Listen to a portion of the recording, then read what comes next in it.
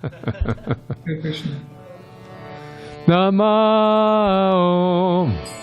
Vishnu Padaya Krishna Prastaya Bhutale Srimate Bhakti Vedanta Swāmī Iti Namine.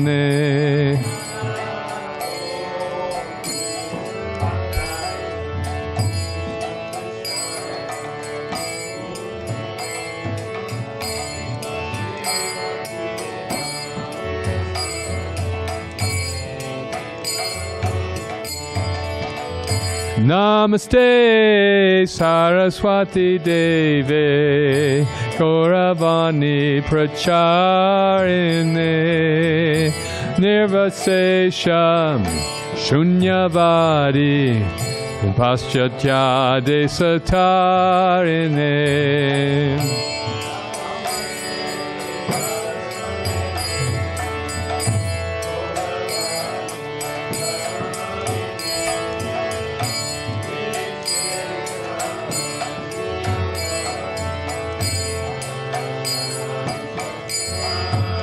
Jaya Shri Krishna Chaitanya Prabhu Nityananda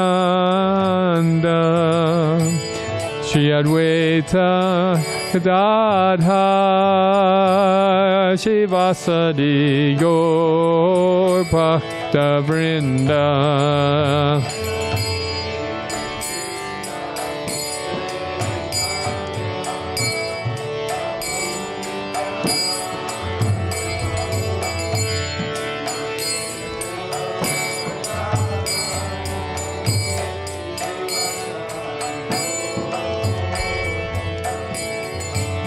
Jaya Shri Krishna Chaitanya Prabhu Nityananda Shri Advaita Gadadhar Shivasadi Gaur Bhakta Vrinda.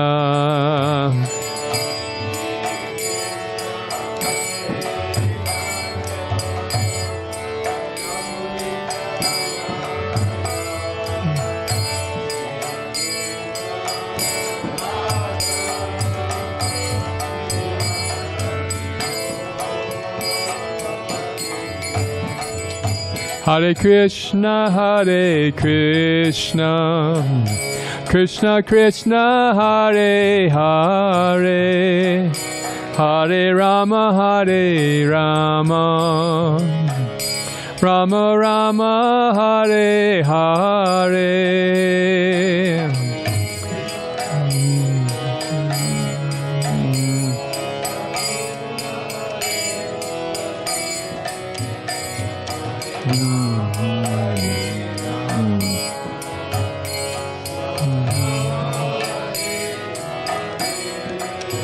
Hare Krishna, Hare Krishna, Krishna Krishna, Hare Hare, Hare Rama, Hare Rama, Rama Rama, Hare Hare.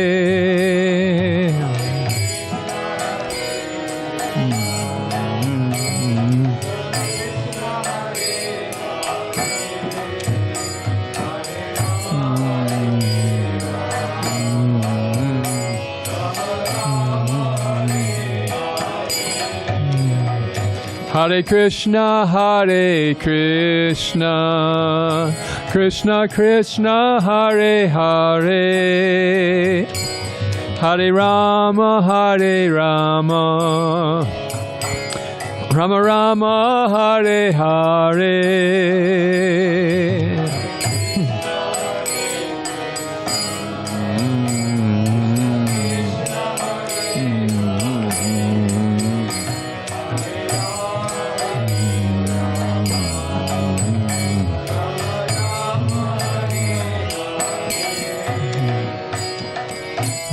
Hare Krishna, Hare Krishna, Krishna Krishna Hare Hare Hare Rama Hare Rama Rama Rama Hare Hare.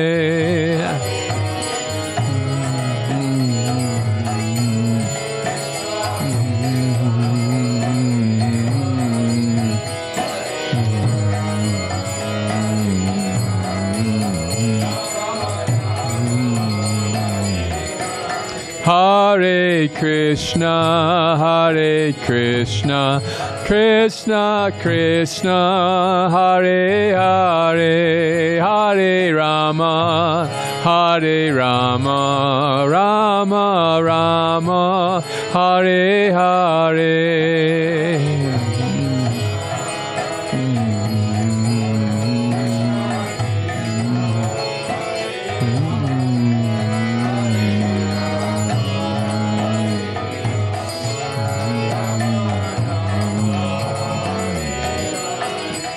Hare Krishna, Hare Krishna, Krishna Krishna, Hare Hare, Hare Rama, Hare Rama, Rama Rama, Hare Hare.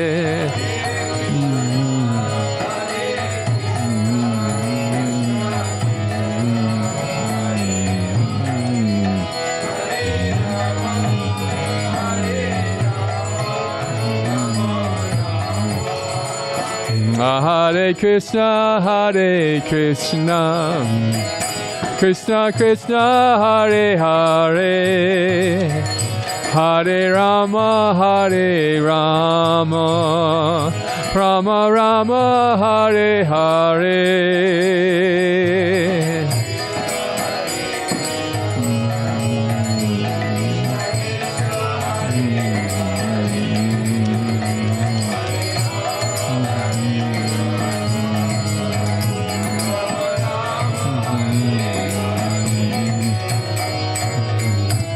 Hare Krishna, Hare Krishna, Krishna Krishna, Hare Hare, Hare Rama, Hare Rama, Rama Rama, Hare Hare.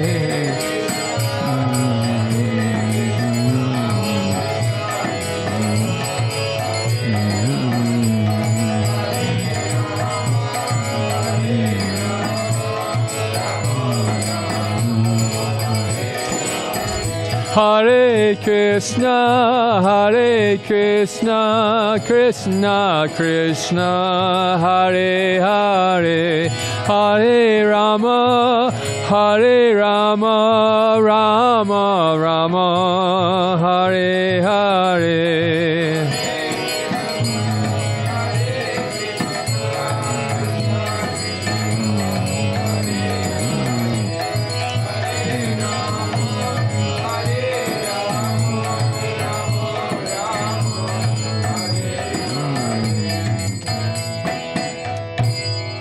Gaura Premanandi.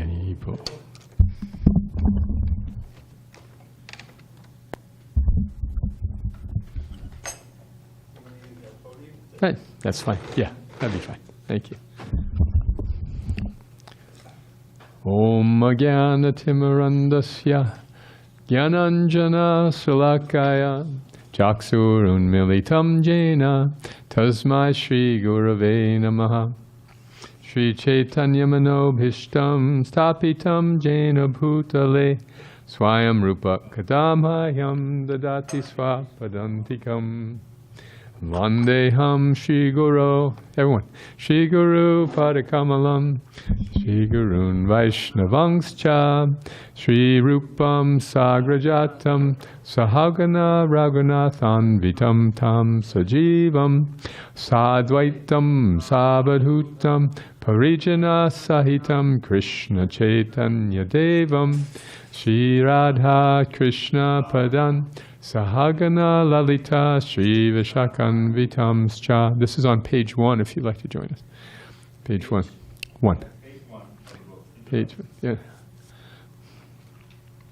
We're now at the very bottom of the page. Okay. Got it? Okay.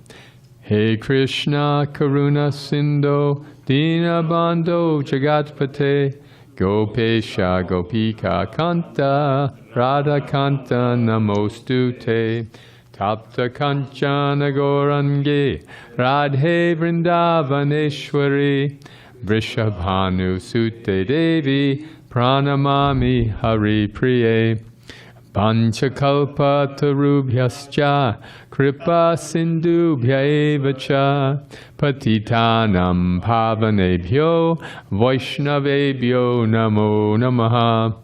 Shri Krishna Chaitanya Prabhu Nityananda Shri Advaita Gadadhar Shivasadi Gaur Bhakta Vrinda. Hare Krishna Krishna Krishna Hare Hare Hare Rama Rama Rama Hare Hare. Reading from chapter 5. And what's our verse tonight? 23. Oh, good one. 23, Prabhu. 23. 23. That is page 250. Beautiful verse. Shaknoti taiva yakshodhum praksharira vimokshanad kama krodhad bhavan vegam sayukta sasuki naraha. Shaknoti taiva yakshodhum whom praksharira vimokshanad kama krodhodbhavan vegam sayukta sasuki naraha. Please chant. Shaknoti daiva yakshodhum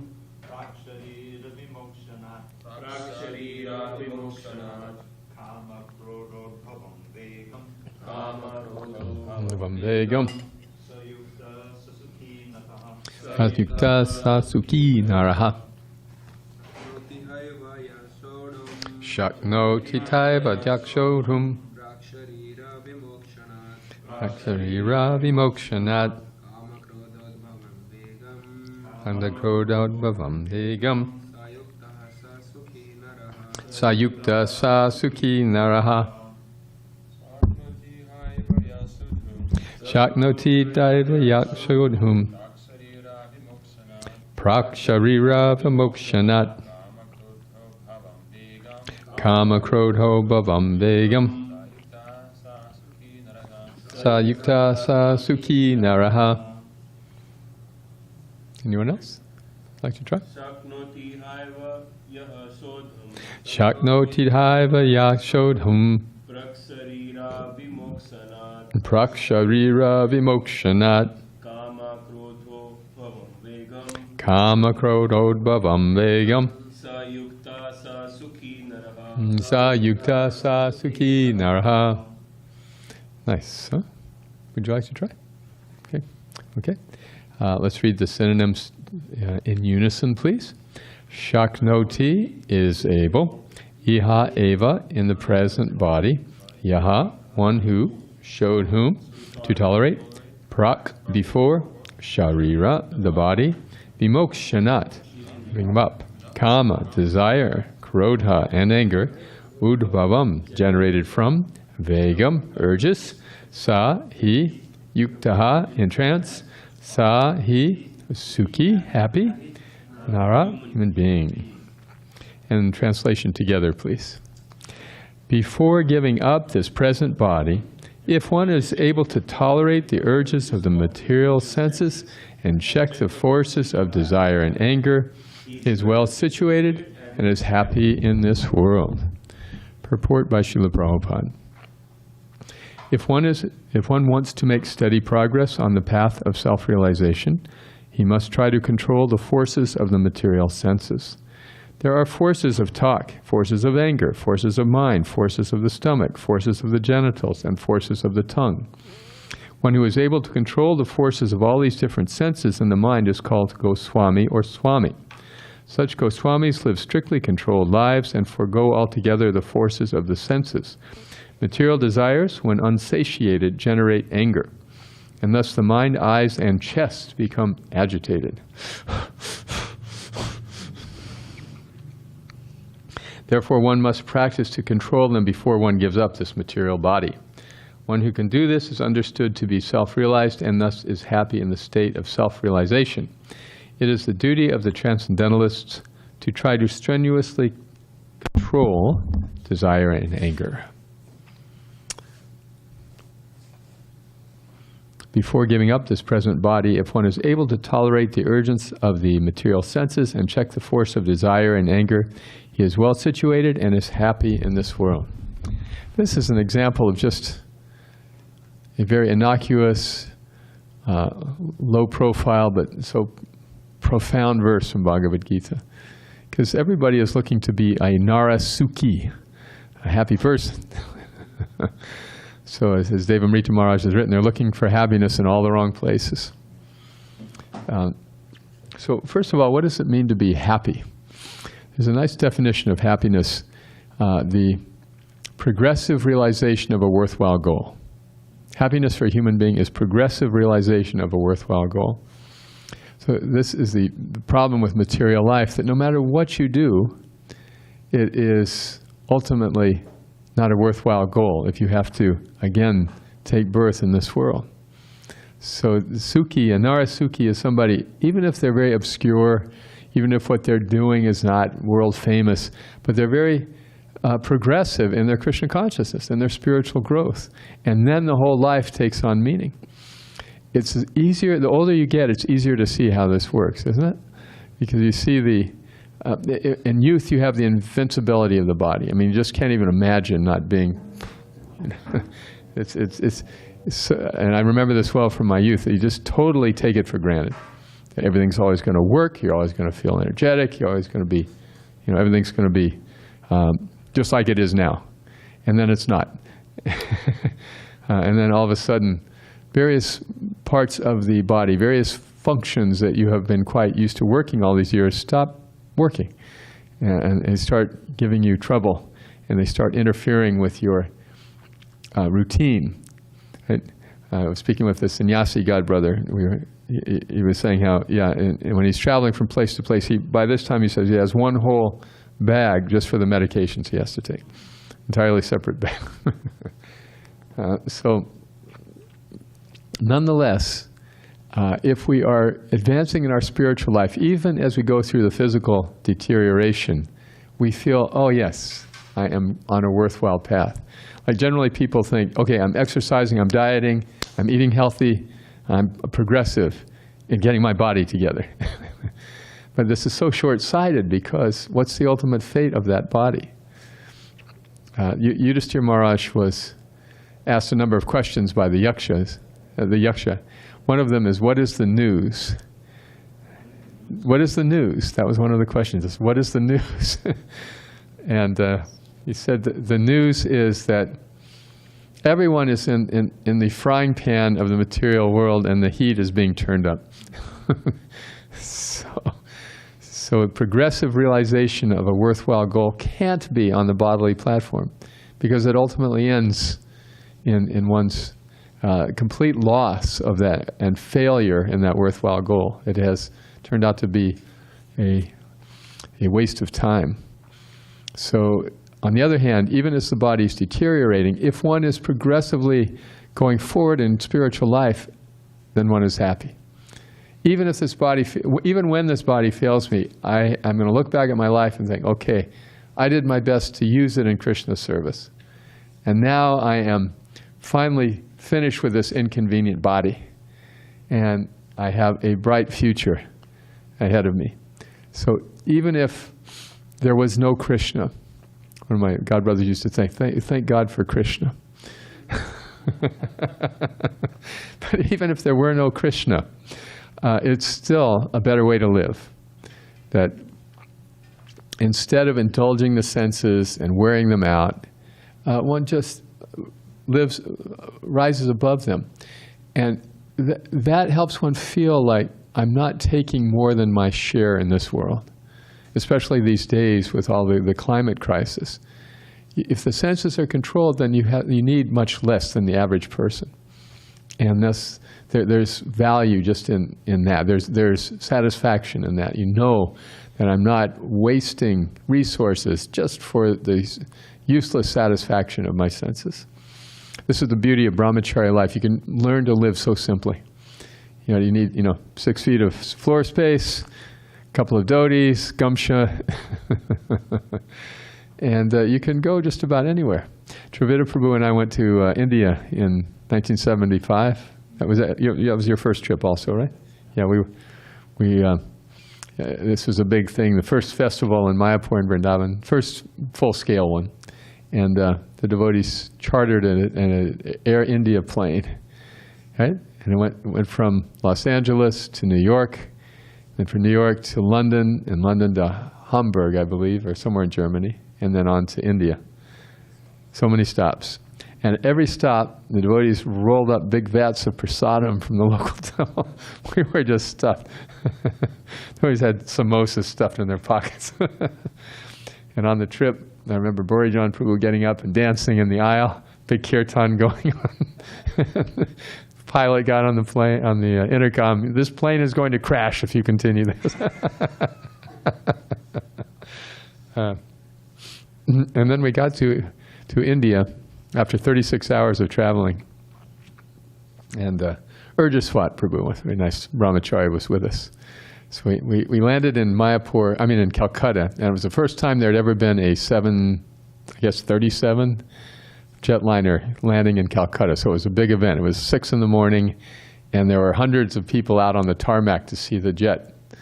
And then the jet pulled in, and then the ramp came down, and then all these Westerners in their saffron cloth came out, and people were stunned. Wow. Then we went through customs, we got on the bus. Someone said to Urjaswat, "We're so tired. Prabhu, tell us a pastime of Lord Chaitanya." He said, "Lord Chaitanya got tired and took rest."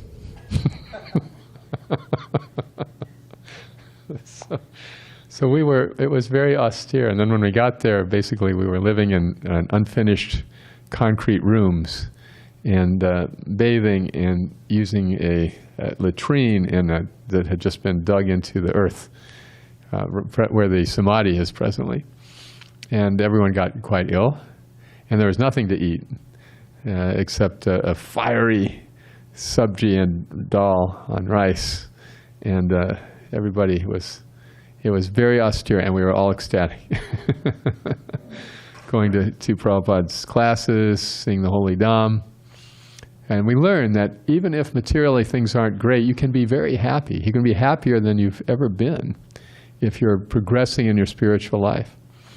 So that was very dramatic, but this, the movement has developed now where you can live a reasonable life, yet very simply, and be a narasukhi, a happy person. But this happiness is inconceivable to the materialist. To somebody who only knows the path of sense enjoyment, they can't even, they suppose that we are frustrated, less intelligent, dependent, incompetent people who have to just follow somebody and be told what to do. Isn't it? Then they look at devotees and they say, "Oh, you're so homogenous.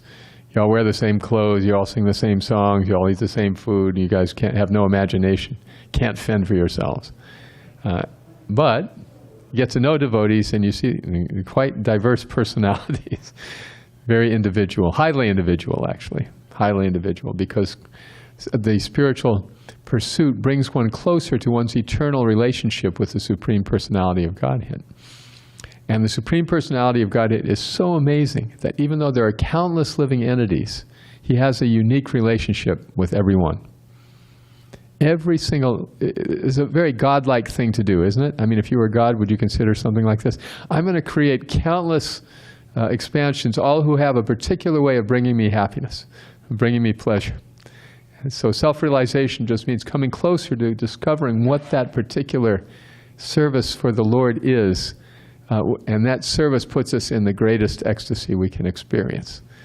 So we're progressing towards this happiness more and more as all the ancillary and unnecessary things just kind of drop off because we're not indulging them any longer. They no longer have a grip on us. That's the progressive realization of a worthwhile goal. So we become more and more happy, we become more and more simple, we become more compassionate to other people. You know, instead of our ego always getting in the way and always feeling like I'm not being respected sufficiently, we no longer expect that people are going to respect us because we see who we really are. We see that we have made a really dumb mistake and dived into the material sense enjoyment world, and now we're suffering as a result. So no longer do we have this great sense of pride. Anyway, these are some of the qualities of a happy person. They're happy because they are busy making other people happy. They're happy because they're progressively realizing something worthwhile.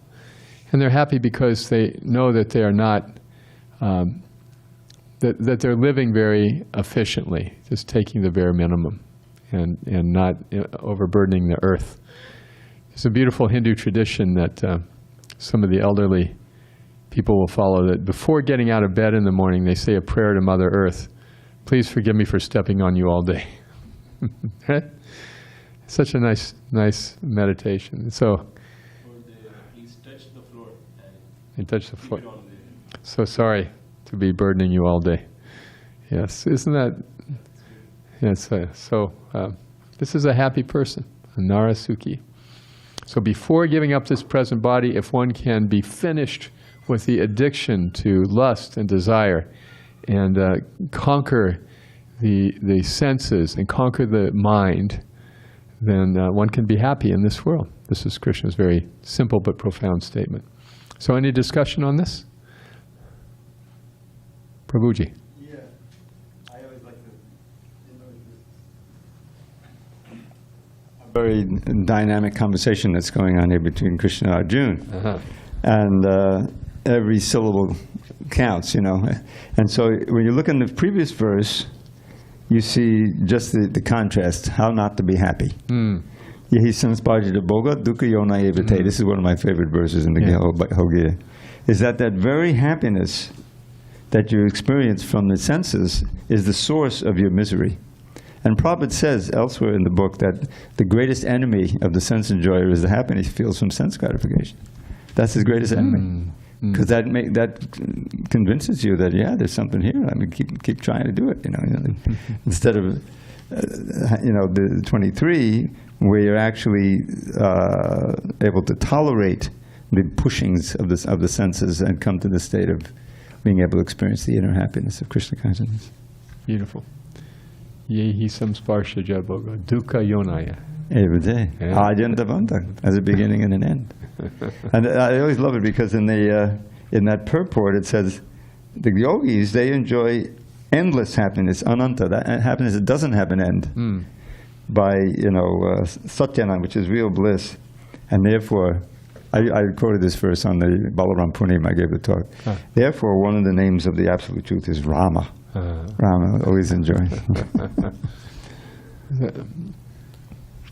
There's that verse by Rupa Goswāmī about the holy name. Remember that when I chant the holy name, I wish I had millions of tongues. When I hear it, I wish I had millions of ears. And there's a Chaita Prangini Sarvani Vijayate Sarvendriyana Kritim. When the holy name dances in the courtyard of the heart, it conquers the activities of the mind, and thus all the senses become inert. So I do not know how much happiness is contained in these two syllables, Krishna. So the senses become pacified. In the Antya Leela, it appears twice because it's part of his play. And Haridas Thakur just went into ecstasy, when he heard that verse, and then Lord Chaitanya chanted it again, and everyone else appreciated it. Rameswar once said that was his favorite verse. I recited it in a class somehow, and he heard it. He said, "That's my favorite verse." Back in the 70s. Other comments? Yes, Prabhu. The next.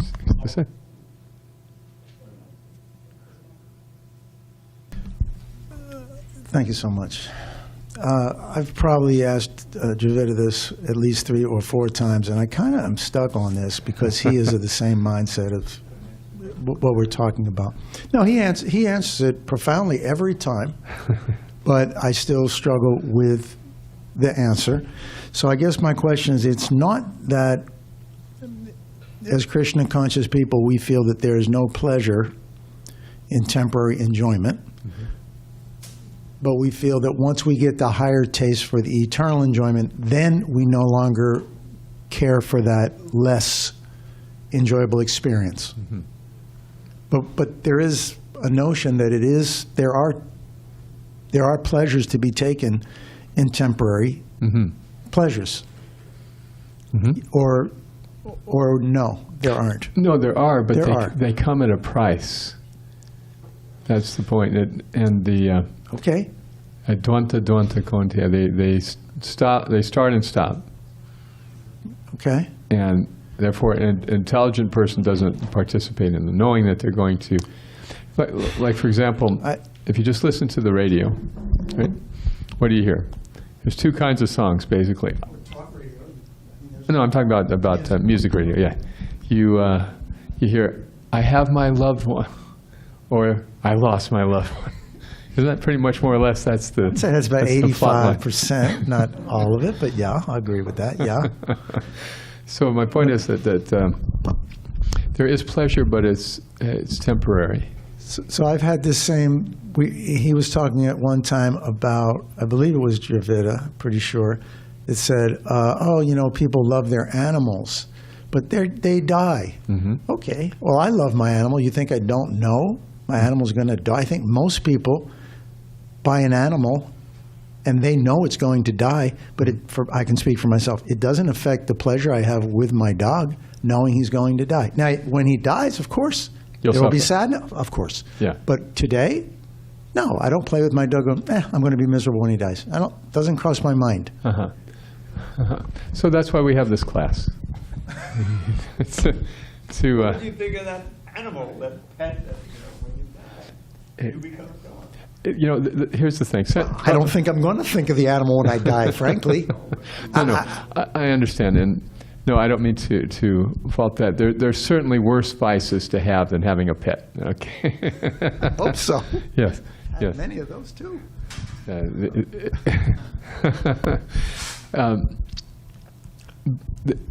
unique thing about a pet is that it shows us that we have a strong propensity to love. And the reason especially dogs are appreciated is because they have that, they can reciprocate. Is it a dog you have? I have a dog and a cat. Dog and a cat. Okay, the cat's probably like a little more cool. Okay, anyway, dog, cat, whatever, they can reciprocate.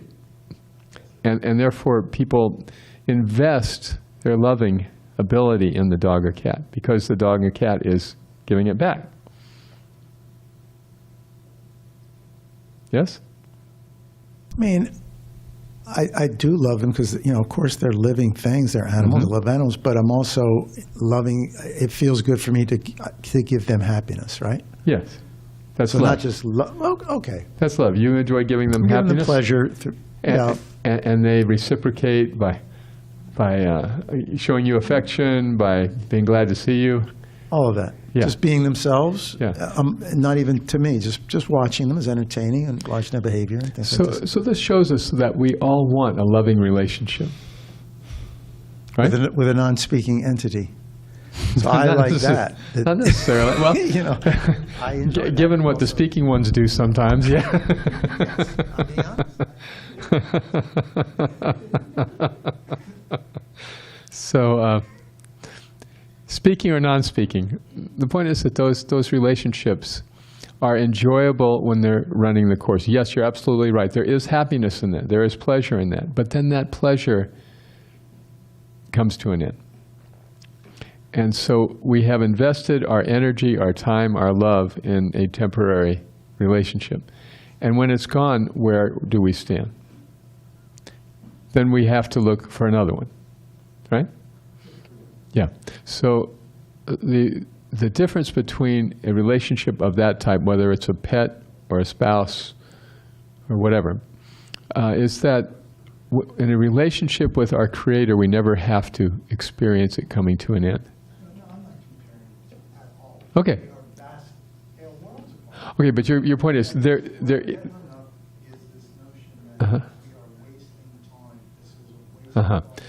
If we had unlimited ability to love, your point would be valid. Why not love the cat and love God at the same time?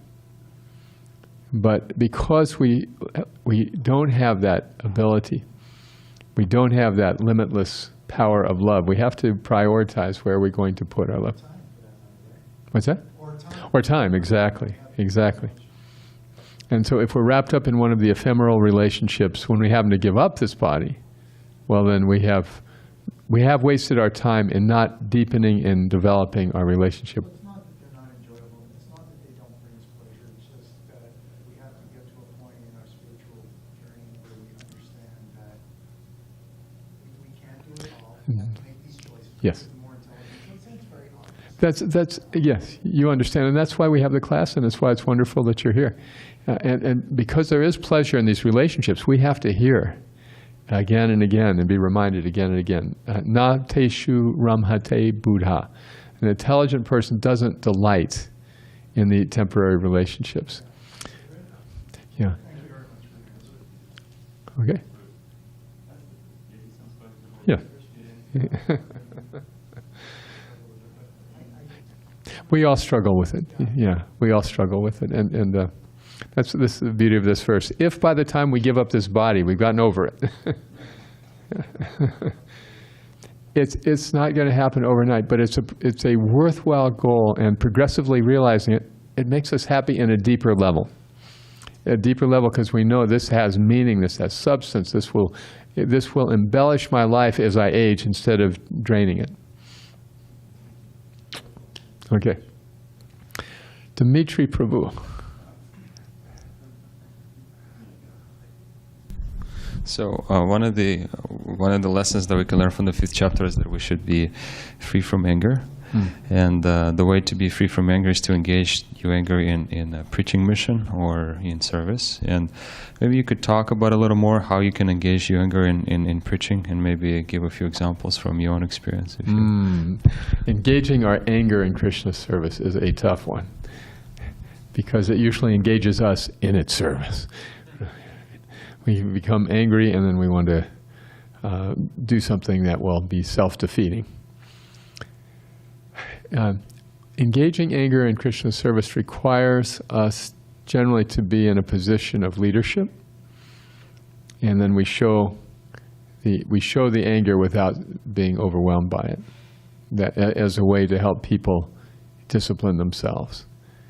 If we're in a leadership role and people want to make us happy and we show some displeasure, judiciously, with self-control, they will respond and respect.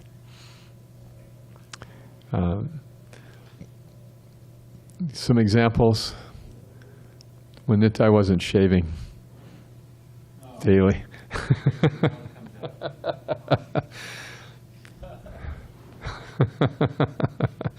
No.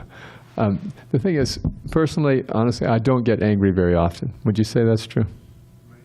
I don't get angry often, but when I get angry, I try to express it in a constructive way, as opposed to just flying off the handle. That's what I've learned over the years, and I wasn't like that before. My father was a very hot-headed man, and but I realize that when I get angry, it doesn't help the situation. So, and actually coming to that realization made me see that anger is my enemy and not my friend. So when I feel angry, I realize, okay, I have been attacked here. I need to respond intelligently, not impulsively. So that over the years has helped me just stop displaying anger, and then when I do display it, it has a little more impact on people. Like there was a case where one of the residents at Krishna House did something I won't discuss, but it was something that was quite contrary to the principles that we had taught him for some time. And it was really detrimental to him and to another person. And I don't know, I guess spontaneously I got so angry. I remember it because I was out in my field doing some work and talking to him on the phone, and I got so mad I was just pounding a tree with an axe. I was talking to him. What could you do? And in that case, it was very spontaneous. I didn't plan it. I wasn't in control of it, I could say. But it really affected him. It shook him up. And I think it shook him up because he hadn't seen me be angry before. And what he did was really, really wrong. He didn't see it as wrong. See? So anyway, the main thing is like keep your ammo dry. You know. There's just, and then when you really need it, it'll be impactful. Okay. You know, most people know my head is full of verses. That is very pertinent that I pick out. This one just comes to mind. I've quoted this quite a bit lately. You're probably familiar with this passage in the 11th canto. It's part of the Bhagavad Gita. Yes. Where within the Bhagavad Gita, I think, is the Gita. You remember the Gita? Mm-hmm. Where Pururava, who's also called Ila, right? He finally, says, "What am I doing with this urgency? I don't know, was it thousands of years or something?" He couldn't get her out of his mind. This is a heavenly damsel. You know the story. So finally, he has this song of renunciation. How many years have I served these lips of it? Enough already. So then after that, Krishna says, "Tato duksangam utsraja satsu sajjeta buddhiman santa eva se chindandi manovyasagam uktibihi." Do you know that one? No. This is a great verse. So he says, therefore, one has to reject bad association. Duksam utsraja means throw it far away. And satsu sajjeta, and associate with the sadhus. Satsu sajjeta, buddhiman. The intelligent person does this.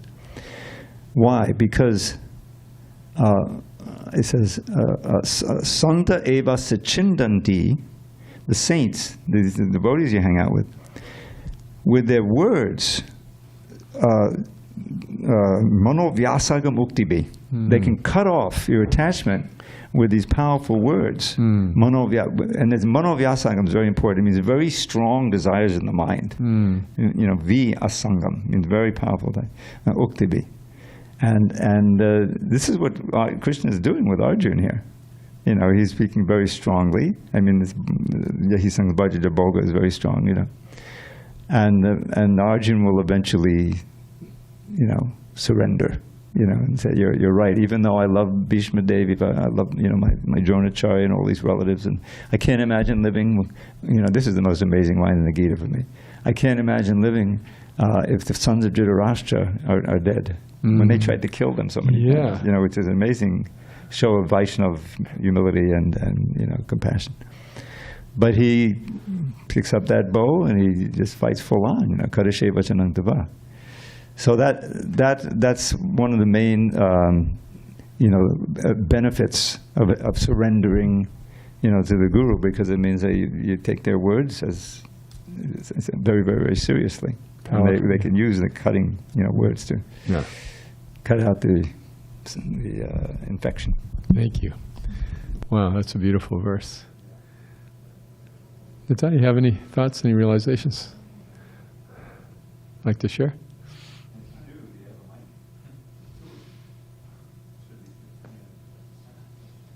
Okay.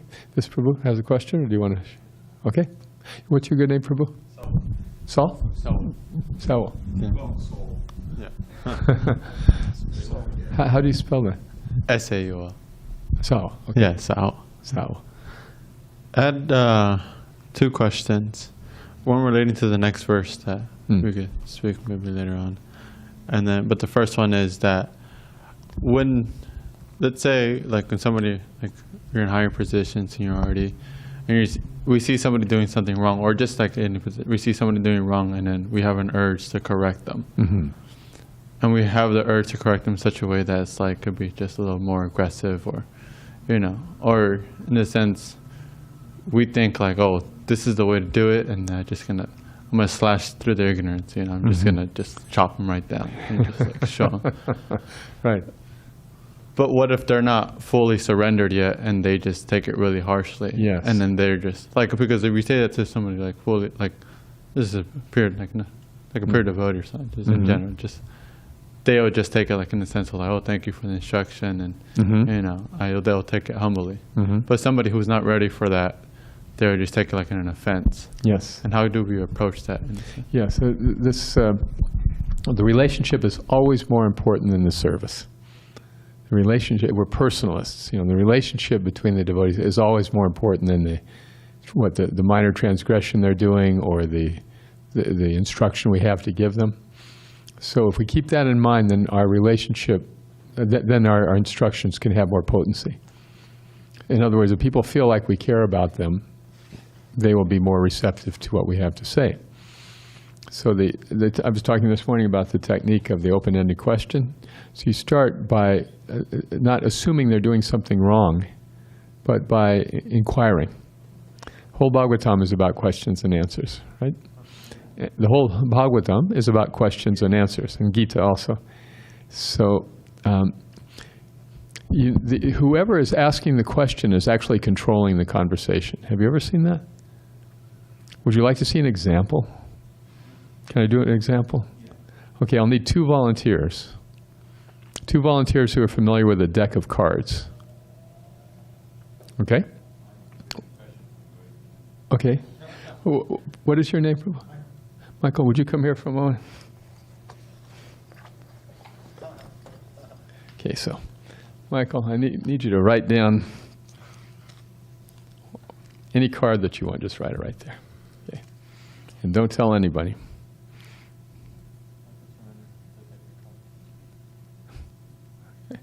Okay? Thank you. Okay. So, now, Michael, I need you to really focus your meditative intelligence on this card and try to communicate it to Dravida Prabhu through telepathy, okay? Just get the vibes, yeah. Okay. So Dravida Prabhu may ask you a few questions. Okay, are you familiar with the deck of cards? Okay, so there's black and there's red suits. Which of those would you prefer? Red. Okay, that leaves you choose red, it's eliminated, so that leaves? What color is left? Red. Yeah, and if you choose red, that's eliminated, then what's left? No. If I had choose red, then black. Right, okay, so among the black there are spades and clubs. Which of those do you choose? Okay, you eliminate the spades and that leaves? Okay, now among the clubs there are numbers and face cards. Which of those would you prefer? Okay, eliminate those and that leaves? There's numbers and faces. So that leaves the numbers, okay? So there's odd numbers and even numbers. Which of those would you prefer? Okay, eliminate that and that leaves the odd. Okay, and there's odd numbers 5 and below and 7 and above. Which of those do you prefer? 7 and above. Okay, eliminate those and that leaves 2 cards. Which of those do you prefer? Okay, eliminate that, and what do you got left? 4 of clubs. It was an odd one. Oh, that's the odd. 3 of clubs. 3 of clubs. Michael, what did you write on that sheet? All right. Amazing. Telepathy, yes. Very good. Thank you, Dravida Prabhu. Well done. What was I doing? Just asking questions? Asking questions. So this is also called the Platonic method. Plato would teach his disciples by asking them questions. So I knew what the answer was, but I was asking questions in such a way to bring the person to the conclusion. It's diplomatic, you see. And instead of just coming in like gangbusters, you should do this. You say, okay. So what's happening? Oh, I see. What do you think about this? Okay, what will happen if you do that? And how do you feel about doing it? How could you improve the way you're doing it? See, this is diplomatic. Diplomacy is the art of letting other people have your own way. So, to begin with a question. See, as the famous author Stephen Covey wrote, the habits of highly successful people, highly effective people, the first is seek to understand. So we see somebody doing something wrong, we're convinced that we understand and they don't. But before we try to be understood, we want to make sure we understand them. So this very simple technique allows us to keep relationships intact because it shows respect. On the other hand, if we come in and like cut right through the illusion and just tell them like it is, what is that saying subtly? I know and you don't, right? I'm wise and you are a fool. See, or you're doing it wrong. So naturally, people become defensive, and the relationship is taxed. That make sense? That was a wonderful answer. The other thing. Now, what if the spiritual master does that, and you just, yeah. The spiritual master means you've come to a point where you say, I accept what you tell me. But if we're not spiritual masters, or we're dealing with people who have not accepted us as their guides and authorities, then we need to show respect.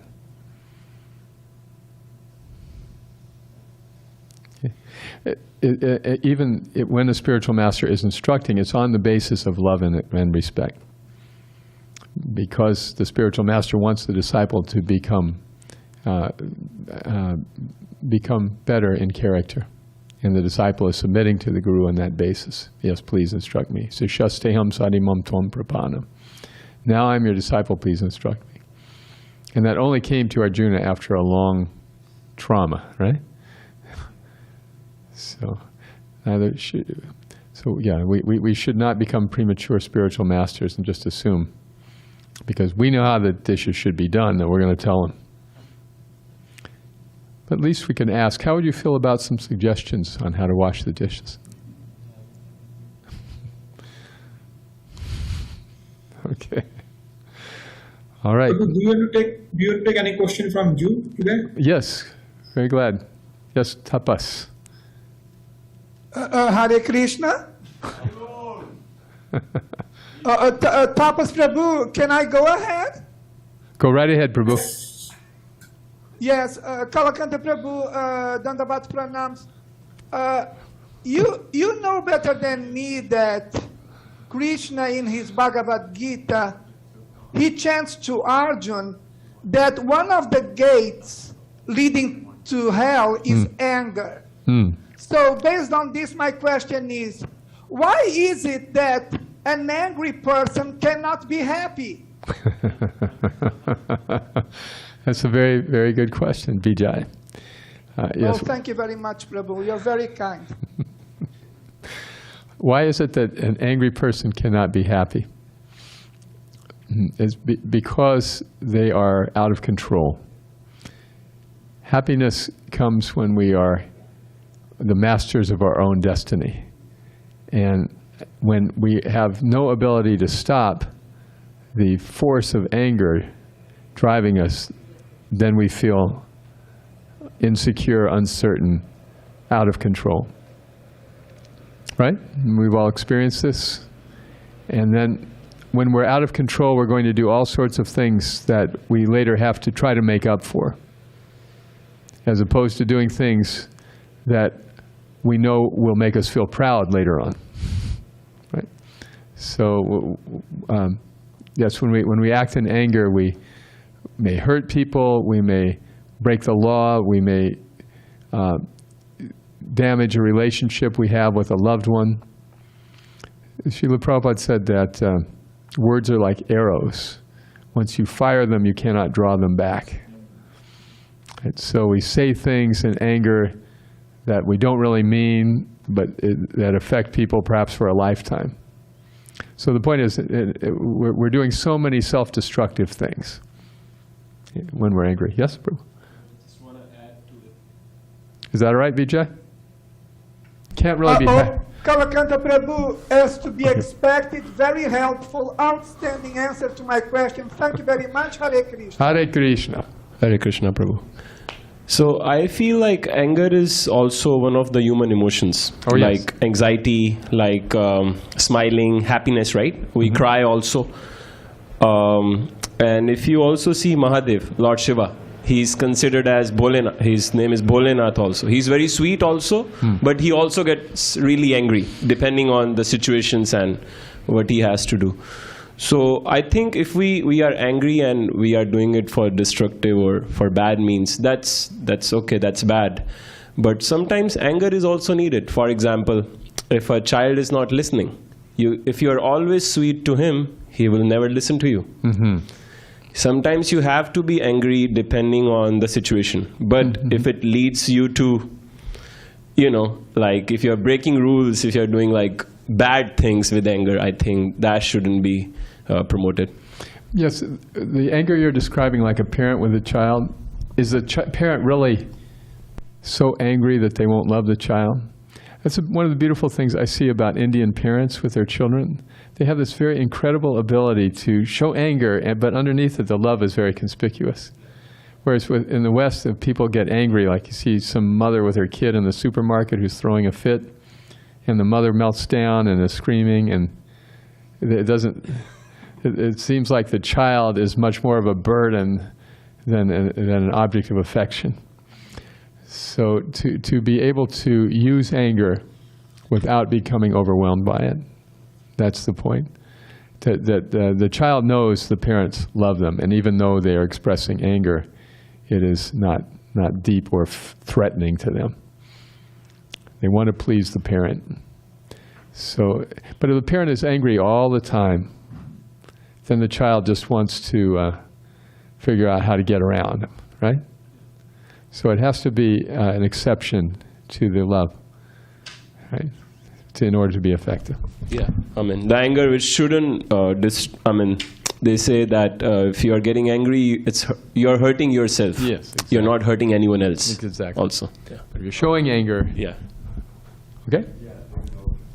All righty, all glories to Prabhupada. Hadi Bol.